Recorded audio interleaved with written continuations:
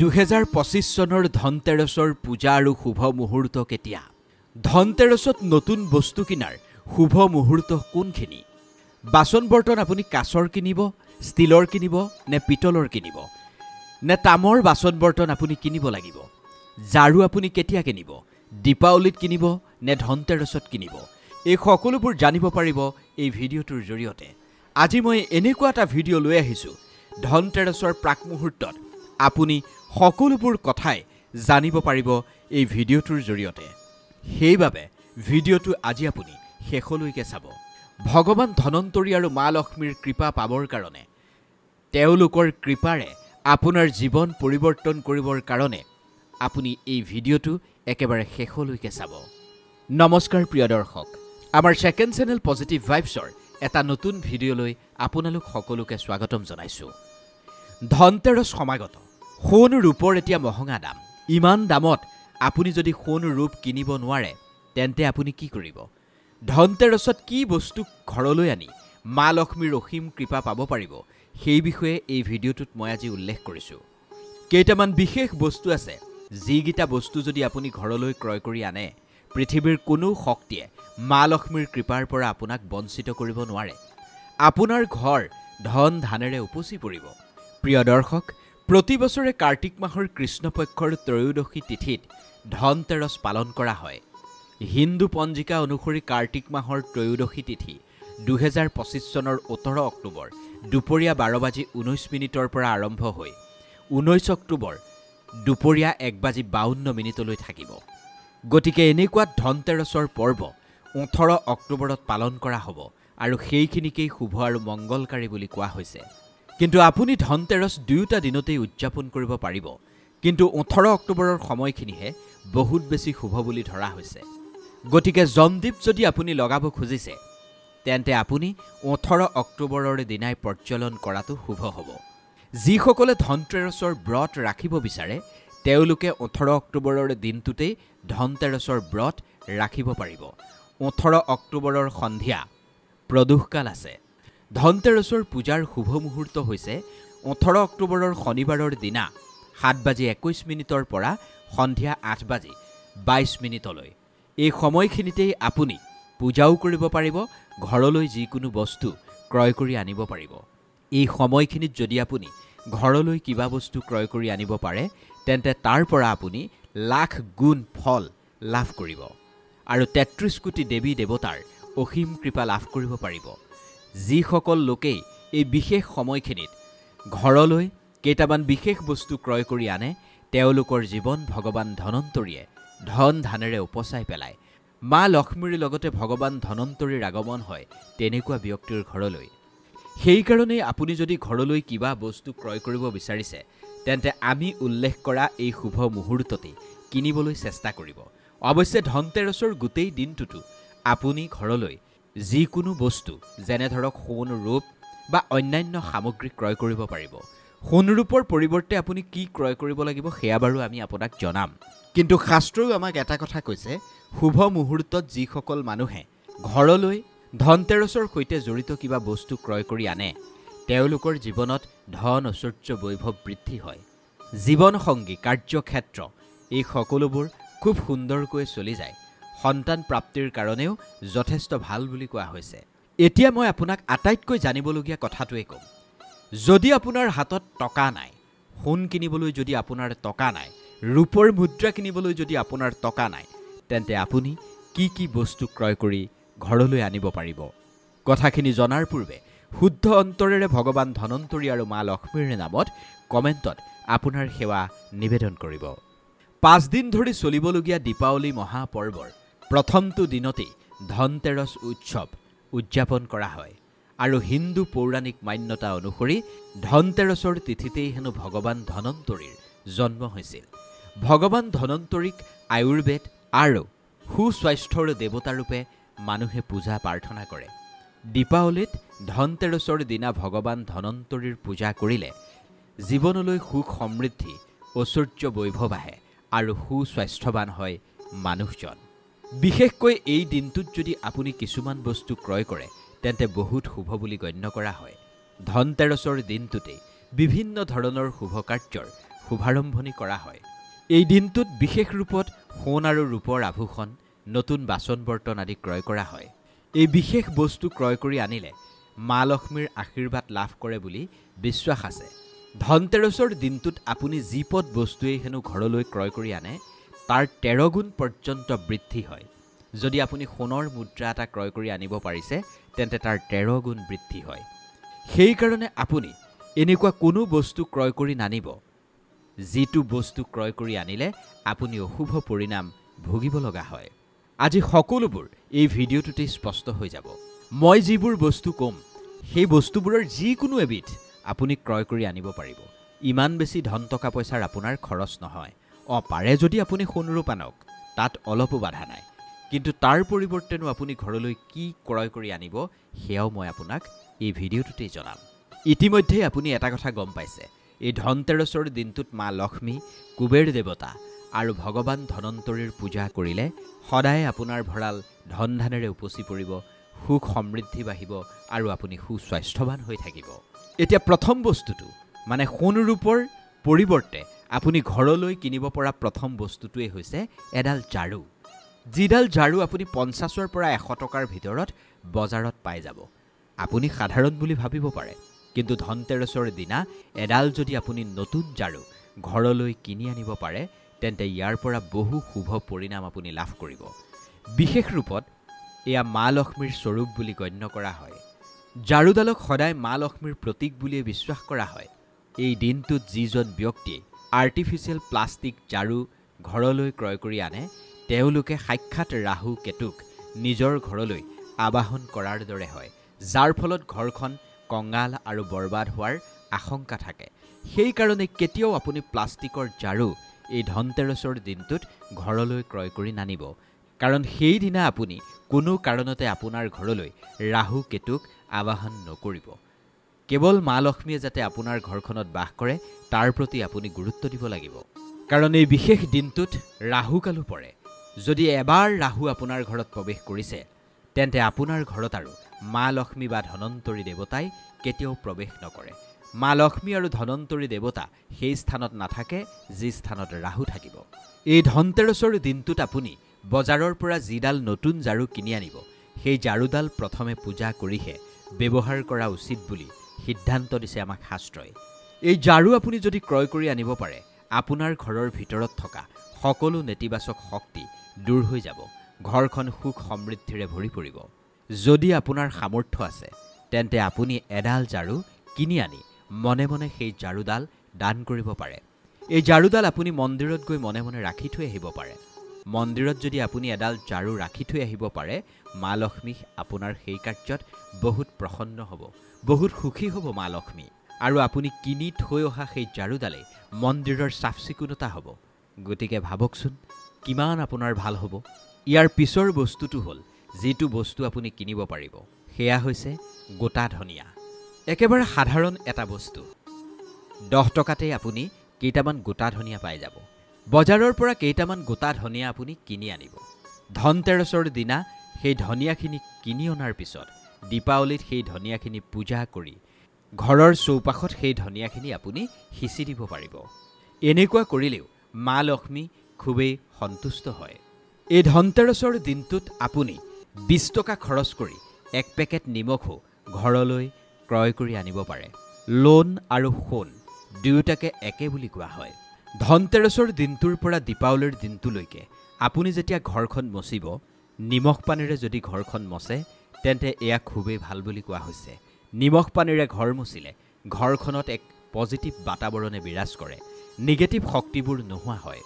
এনেকুৱা কৰিলে ঘৰখনৰ দৰিদ্ৰতা দূৰ হৈ পৰে। যেতিয়াই ঘৰখনৰ পৰা দৰিদ্ৰতা ওলাই যাব ভগৱান ধনন্তৰী আৰু মা লক্ষ্মীৰ আপোনাৰ ঘৰলৈ নিশ্চিতভাৱে আগমন হ'ব।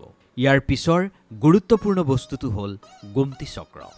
যিখন ঘৰতেই গোমতী চক্ৰ থাকে সেইখন ঘৰতেই হেনো সৌভাগ্য আৰু সমৃদ্ধি হয়। গোমতী চক্ৰ ঘৰত ৰাখিলে আপোনাৰ ঘৰখনত থকা বাস্তু দোষো নোহোৱা হৈ পৰে। যদি ঘৰখনৰ কোনো সদস্যৰ আত্মবিশ্বাস হ্ৰাস পাইছে তেন্তে ধনতেৰছৰ দিনা গোমতী চক্ৰ ঘৰলৈ আনক। যিজন মানুহৰ আত্মবিশ্বাস হ্ৰাস পাইছে তেওঁৰ দ্বাৰা পূজা কৰাই সেই গোমতী চক্ৰ হয় মন্দিৰত দান কৰি দিয়ক, নহ'লে আপোনাৰ ঘৰৰ যি ধন ৰখা স্থান সেই স্থানত ৰাখি দিয়ক। এনেকুৱা কৰিলে যিবোৰ অশান্তি আছে সেই অশান্তিবোৰ বহু পৰিমাণে নোহোৱা হৈ পৰিব। এই সকলোবোৰ বস্তু মাৰ্কেটৰ পূজাৰ সামগ্ৰী পোৱা দোকানত খুব সহজতে আপুনি পাই যাব। কিন্তু গোমতী চক্ৰ কিনি অনাৰ পিছত সেই গোমতী চক্ৰক পূজা কৰিবলৈ আপুনি নাপাহৰিব। ইয়াৰ পিছৰ বস্তুটো হৈছে কৰি। এই কৰি কেইবাটাও ৰঙৰ পায় যদিও আপুনি ধনতেৰছৰ দিনা কেৱল বগা ৰঙৰ কৰিহে ঘৰলৈ আনিব। যিখন ঘৰতেই হেনো কৰি থাকে সেইখন ঘৰতেই হেনো মা লক্ষ্মী থাকে। কৰিয়ে মা লক্ষ্মীক আকৰ্ষিত কৰে। সেইকাৰণে ধনতেৰছৰ দিনটোত আপুনি 5টা, 7টা, 11টা বা 13টা কৰি ঘৰলৈ আনিব পাৰে। ইমান পৰিমাণৰ কৰি যদি আপুনি ঘৰলৈ আনে আপোনাৰ আৰু সোণ কিনাৰ প্ৰয়োজন নাই। ধনতেৰছৰ সন্ধিয়া আৰু দীপাৱলীৰ ৰাতি এই কৰিৰ পূজা কৰিলে ৰুলি, অক্ষত, কুমকুম অৰ্পণ কৰি এখন ৰঙা কাপোৰেৰে বান্ধি আপুনি ঘৰৰ যি স্থানত ধন ৰাখে সেই স্থানত যদি আপুনি থৈ দিয়ে তেন্তে এইখিনিয়ে আপোনাৰ ধন বৃদ্ধি কৰিব। বহু মানুহেই কৰি নিজৰ ধন ৰখা স্থান বা পূজা ঘৰত ৰাখে আৰু ইয়াৰ পৰা শুভফল পোৱা বুলিও তেওঁলোকে দাবী কৰে। আপুনিও ধনতেৰছৰ দিনটোত কৰি আনি পূজা কৰি সেয়া ধন ৰখাৰ স্থানত ৰাখিব পাৰে। আৰু এটা উপায় আপোনাক কৈ থওঁ, আপোনাৰ ঘৰত যদি শংখ আছে সেই শংখত সামান্য পানী লৈ সেই পানীত আপুনি কৰিখিনি ডুবাই থ'ব পাৰে আৰু প্ৰতি বছৰে এই পুৰণা কৰিখিনি পূজা কৰিব পাৰে আপুনি। তেতিয়া আপোনাৰ প্ৰতি বছৰে কৰি ক্ৰয় কৰাৰ আৱশ্যকতাও নাথাকে।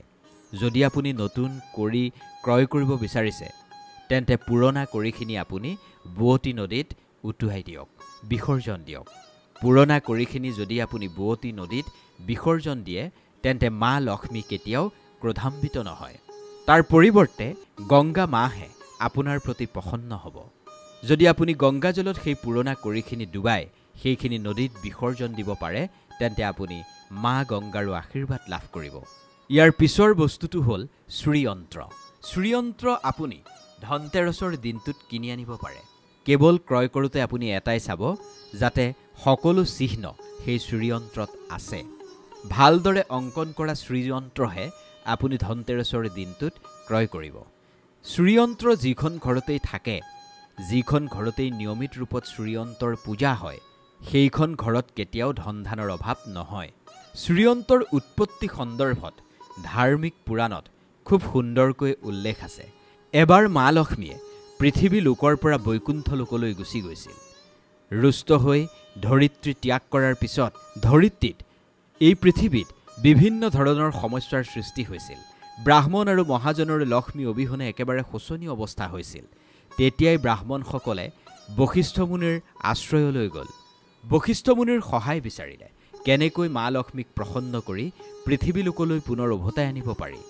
বশিষ্ঠ মুনিয়ে তেতিয়াই বৈকুণ্ঠ ধামলৈ গৈ মা লক্ষ্মীক সাক্ষাৎ কৰিলে আৰু বশিষ্ঠ মুনিয়ে গম পালে মা লক্ষ্মী যথেষ্ট ৰুষ্ট হৈ আছে। মা লক্ষ্মীয়ে কোনো পৰিস্থিতিতেই পৃথিৱীলৈ উভতি অহাৰ নামেই নলয়। তেতিয়াই বশিষ্ঠ মুনিয়ে তাতেই বহি ভগৱান বিষ্ণুক আৰাধনা কৰিলে। নাৰায়ণে প্ৰসন্ন হৈ বশিষ্ঠ মুনিক দৰ্শন দিলে। বশিষ্ঠ মুনিয়ে শ্ৰীহৰি বিষ্ণুক ক'লে, হে নাৰায়ণ, মা লক্ষ্মীৰ অবিহনে আমি পৃথিৱীত বহুত বেছি দুখত আছোঁ। আমাৰ সকলো আশ্ৰমৰ এতিয়া শোচনীয় অৱস্থা। পৃথিৱীত বৈভৱ একেবাৰে শেষ হৈ পৰিছে। এই কথা শুনি ভগৱান বিষ্ণুৱে বশিষ্ঠ মুনিক লগত লৈ মা লক্ষ্মীৰ কাষলৈ গ'ল আৰু মা লক্ষ্মীক সন্তুষ্ট কৰিবলৈ চেষ্টা কৰিলে। কিন্তু তাৰ পিছতো মা লক্ষ্মীয়ে মান্তি নহ'ল। মা লক্ষ্মীয়ে স্পষ্টকৈ ক'লে, মই কোনো পৰিস্থিতিতেই পৃথিৱীলৈ যোৱাৰ কথা ভবা নাই। যেতিয়া চাৰিওফালে মা লক্ষ্মী পৃথিৱীলৈ পুনৰ উভতি নাহে বুলি কথাটো বিয়পি পৰিল, তেতিয়া গুৰু বৃহস্পতিয়ে এক যুক্তি আগবঢ়ালে। গুৰু বৃহস্পতিয়ে ক'লে, এতিয়া শ্ৰীয়ন্ত্ৰ সাধনাই হ'ব মা লক্ষ্মীক পৃথিৱীলৈ ঘূৰাই অনাৰ একমাত্ৰ উপায়। গুৰু বৃহস্পতিৰ নিৰ্দেশত শ্ৰীহৰিয়ে ধাতুৰ ওপৰত শ্ৰীয়ন্ত্ৰৰ নিৰ্মাণ কৰিলে আৰু মন্ত্ৰসিদ্ধৰে প্ৰাণ প্ৰতিষ্ঠা কৰি দীপাৱলীৰ দুদিন পূৰ্বে ধন ত্ৰয়োদশীত শ্ৰীয়ন্ত্ৰ স্থাপনা কৰিলে আৰু বিধিগতভাৱে পূজা কৰিলে। পূজা সমাপ্ত হোৱাৰ পূৰ্বেই মা লক্ষ্মী আহিবলৈ বাধ্য হ'ল। মা লক্ষ্মীয়ে নিজেই কৈছে, মই কোনো পৰিস্থিতিতেই পৃথিৱীলৈ অহাৰ কথা ভবাই নাছিলোঁ, কিন্তু বৃহস্পতিৰ যুক্তিয়ে মোক পৃথিৱীলৈ আনিবলৈ বাধ্য কৰালে। শ্ৰীযন্ত্ৰ মোৰ আধাৰ আৰু ইয়াতেই মোৰ আত্মাটো আছে। সেইকাৰণেই ধনতেৰছৰ দিনটোত শ্ৰীযন্ত্ৰ ক্ৰয় কৰাটো খুবেই দৰকাৰ আৰু সেই শ্ৰীযন্ত্ৰ ক্ৰয় কৰি আনি আপুনি আপোনাৰ ঘৰত স্থাপন কৰক। ধনতেৰছৰ দিনটোত কেতিয়াও আপুনি লোহাৰ বাচন বৰ্তন নিকিনিব। লোহাৰ বাচন বৰ্তন ধনতেৰছত ক্ৰয় কৰি আনিলে আপোনাৰ ঘৰত ৰাহু কেতুৰ বাস হ'ব পাৰে, যাৰ ফলত আপুনি বিভিন্ন বৰবাদৰ মুখামুখি হ'ব। ঘৰখনত বেমাৰ আজাৰে বাস কৰিব, কাৰণ মই পূৰ্বেই কৈছোঁ ধনতেৰছত ৰাহু কালো পৰে। সেইবাবে ঘৰলৈ আপুনি মা লক্ষ্মীক মাতিব নে ৰাহুক মাতিব সেয়া আপোনাৰ কথা। গতিকে ভুলতো আপুনি লোহাৰ বাচন বৰ্তন নিকিনিব। এই বিশেষ দিনটোত কাঁচৰ প্লেট আপুনি যদি ঘৰলৈ আনে তেন্তে আপোনাৰ ঘৰত ৰাহুকালে প্ৰৱেশ কৰিব। কাঁচ, লোহা এইবোৰ বাচন বৰ্তন ঘৰলৈ অনাৰ পৰা আপুনি বিৰত থাকিব। লোহাৰ বাচন বৰ্তন কৰিলে শনি মহাৰাজো ক্ৰোধান্বিত হয়। ইয়াৰ পিছত আপুনি ঘৰলৈ আনিব পাৰে সপ্তমুখী ৰুদ্ৰাক্ষ। সপ্তমুখী ৰুদ্ৰাক্ষৰ মালা আপুনি এই বিশেষ দিনটোত ঘৰলৈ ক্ৰয় কৰি আনিব পাৰে। যদি সপ্তমুখী ৰুদ্ৰাক্ষ আপুনি এই ধনতেৰছৰ দিনটোত ঘৰলৈ আনিব পাৰে আৰু সেই ৰুদ্ৰাক্ষৰ যদি বিধি বিধানৰ জৰিয়তে আপুনি পূজা কৰিব পাৰে বা ভগৱান শিৱৰ পূজা আৰাধনাত এই ৰুদ্ৰাক্ষ যদি আপুনি প্ৰয়োগ কৰে আৰু যিকোনো এভাগ মন্ত্ৰ যদি জপ কৰে, তেতিয়াও আপোনাৰ ঘৰখনৰ সকলো ধৰণৰ অশান্তি দূৰ হ'ব। কোনো ধৰণৰ অকাল মৃত্যুৰ ভয় আপোনাৰ ঘৰত আৰু নাথাকিব। দীপাৱলী যিহেতু পোহৰৰ উৎসৱ, সেইকাৰণে এই বিশেষ দিনটোত আপুনি সামৰ্থ্য অনুসৰি চাকি জ্বলাওক। ধনতেৰছৰ দিনটোতো আপুনি ঘৰখনত চাকি জ্বলাবলৈ নাপাহৰিব। এই দিনটোতো আপুনি চাকি জ্বলোৱা উচিত, কাৰণ 5 দিনীয়া দীপাৱলী উৎসৱৰ প্ৰথম দিনটোৱেই হৈছে ধনতেৰছৰ দিন। আৰম্ভণি যদি ভাল হয় তেন্তে শেষখিনিও খুব ভাল হয়।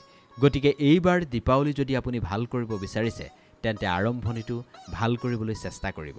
যদি আপুনি বিচাৰিছে আপোনাৰ ঘৰলৈ সাক্ষাৎ মা লক্ষ্মীৰ আগমন হওক, আপোনাৰ ঘৰত মা লক্ষ্মীয়ে স্থায়ী ৰূপত বাস কৰক, তেন্তে আপুনি ধনতেৰছৰ সন্ধিয়া 13 গছি চাকি ঘৰৰ ভিতৰত আৰু 13 গছি চাকি ঘৰৰ বাহিৰত জ্বলাবলৈ নাপাহৰিব। এনেকুৱা কৰিলে মা লক্ষ্মীৰ অসীম কৃপা আপুনি লাভ কৰিব পাৰিব। মনত ৰাখিব, ঘৰৰ ভিতৰত 13 গছি চাকি আৰু ঘৰৰ বাহিৰত 13 গছি চাকি কেৱল মাটিৰ চাকি জ্বলাব আৰু যদি পাৰে কাৰোবাক এই মাটিৰ চাকি দান কৰি দিব অসহায়জনক। কেৱল চাকি গছিয়ে নহয়, তেলো দান কৰিব আৰু চাকি গছত থকা শলিতাও দান কৰিব। আৰু এভাগ বস্তু আপুনি ঘৰলৈ এই ধনতেৰছৰ দিনটোত কিনিব পাৰে, সেয়া হৈছে লক্ষ্মী বা ভগৱান গণেশৰ মূৰ্তি। মাটিৰ পৰা যি মূৰ্তি প্ৰস্তুত কৰা হয় সেই মূৰ্তি ঘৰলৈ অনাটোতো খুবেই শুভ। যদি আপুনি মাটিৰ মূৰ্তি ঘৰলৈ আনিব পৰা নাই বা বিচৰা নাই তেন্তে ধাতুৰ মূৰ্তি আপুনি ঘৰলৈ আনিব পাৰে। যদি পাৰেতো সোণৰে আনক, নোৱাৰিলেও পিতলৰ এভাগ মূৰ্তি ঘৰলৈ আনিবলৈ নাপাহৰিব। এই বিশেষ দিনটোত ভগৱান গণেশ আৰু মা লক্ষ্মীৰ মূৰ্তি আপোনাৰ ঘৰত স্থাপন কৰি তেওঁলোকৰ পৰা অসীম কৃপা পাবৰ কাৰণে আপুনি পূজা প্ৰাৰ্থনা কৰিব পাৰে। যদি আপুনি ধাতুৰ মূৰ্তি ক্ৰয় কৰে তেন্তে প্ৰতি বছৰে আৰু আপুনি মূৰ্তি ক্ৰয় কৰি থকাৰ প্ৰয়োজন নাই। মাটিৰ ক্ৰয় কৰিলে অহা বছৰ আকৌ ক্ৰয় কৰিব লাগিব। পাৰিলে ধাতুৰে কিনক আৰু তাৰ পিছত বিধি বিধানৰ জৰিয়তে সেই মূৰ্তিক পূজা কৰক। যিভাগ মূৰ্তি ধনতেৰছত ক্ৰয় কৰি আনিব সেয়া দীপাৱলীৰ সন্ধিয়া আপুনি পূজা কৰিব।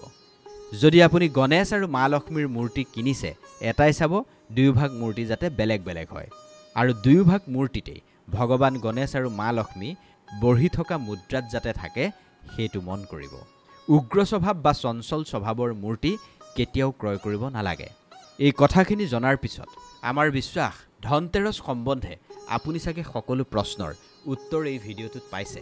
যদি আৰু কিবা কথা জানিবলগীয়া আছে তেন্তে কমেণ্ট কৰি আমাক জনাবলৈ নাপাহৰিব। ভিডিঅ'টো যিমান পাৰে সিমান শ্বেয়াৰ কৰি দিব আৰু কেনেকুৱা পালে জনাবলৈ নাপাহৰিব আৰু আমাৰ চেনেলটো এবাৰ ছাবস্ক্ৰাইব কৰি দিব। ধন্যবাদ।